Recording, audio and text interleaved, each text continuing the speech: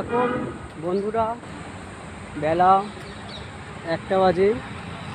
জম্মু শহর, জম্মুতে তাপমান বেশ ভালোই, দেখে মনে হয় তো গরমের প্রকোপটা কম। এটা হচ্ছে কেন্দ্রীয় বিদ্যালয় অডিটোরিয়াম, এই জায়গাটা। আর খুব ভালো জায়গা, মিলেমিশে, খুব এক্সপেন্সিভ জায়গা। মানে সাধারণভাবে কোনো কিছু করা সেটা একরকম মুশকিল। মোটামুটি বেশ ভালোই এক্সপেন্সিভ জায়গা, এবং দেখা যাচ্ছে যে ভালো করে ঘুরতে গেলে বা কোনো কিছু, স্টেশনের রাস্তাটা এখন কোন দিকে ওটাই বোঝা মুশকিল। বাট এখানে একটা পার্কিং করা আছে দেখা যাচ্ছে। আর ব্র্যান্ড হেয়ার, এটা হচ্ছে বাস স্টপেজ, এখান থেকে সমস্ত জায়গার বাস যায়।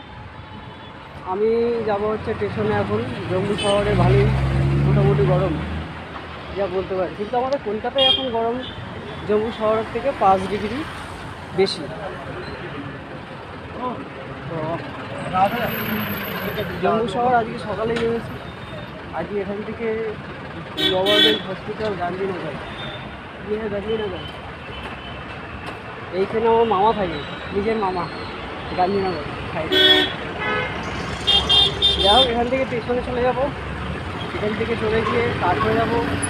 কাটরা থেকে स्टेशन जा रहा है ना,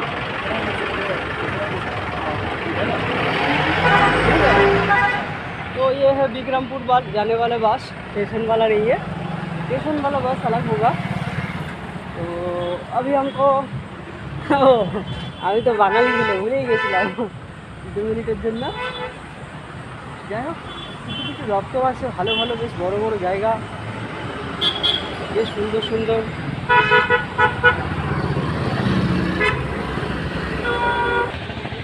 এই রাস্তাটা থেকে তুরকুটানগর বলে একটা জায়গা পড়বে, সেটা দিয়ে কিছুটা গেলেই স্টেশন পেয়ে যাব। তো এখান থেকে স্টেশনের ভাড়াটা হচ্ছে মাত্র 20 টাকা।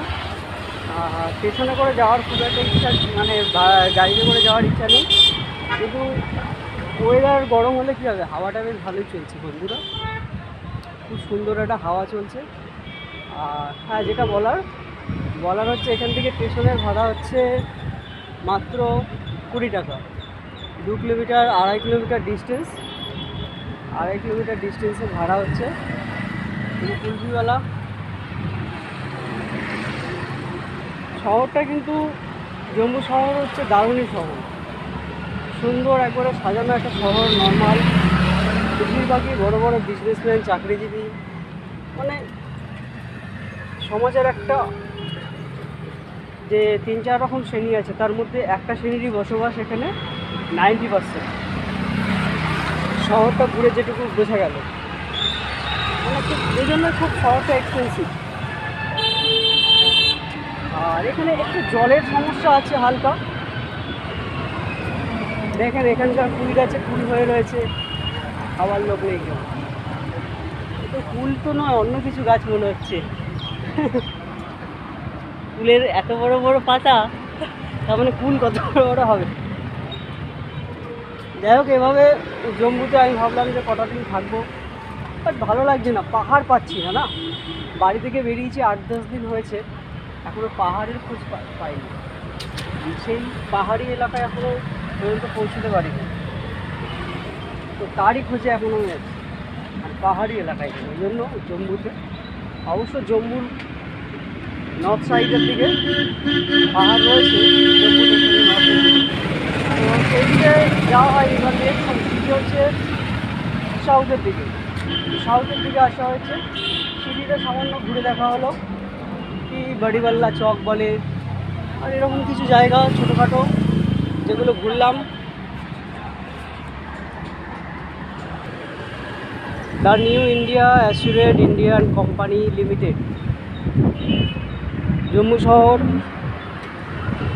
হ্যাঁ, যা এক্সপিরিয়েন্স করছিলাম, কিন্তু একটা জিনিস জম্মু শহরে বুঝলাম যে এখানে স্ট্রিট টকটা সেই লেভেলে নেই। আমার মনে হয় যে সুপ্রিম কোর্টে যে আইন করে যে লড়াইটা চলছিল, সেইটারই ফলপ্রসূ জম্মু শহরে স্ট্রিট ডগ মনে হয় তুলে নেওয়া হয়েছে। কেননা এখানকার যে স্ট্রিট ডগগুলো হয় খুবই হিংস্র আর খুব শারীরিকভাবে খুব বড় হয়, তো মানুষের উপর ঝাঁপিয়ে পড়ে। আমার মনে হয় সেই জন্যই এখানে স্ট্রিট ডগটা তুলে নেওয়া হয়েছে।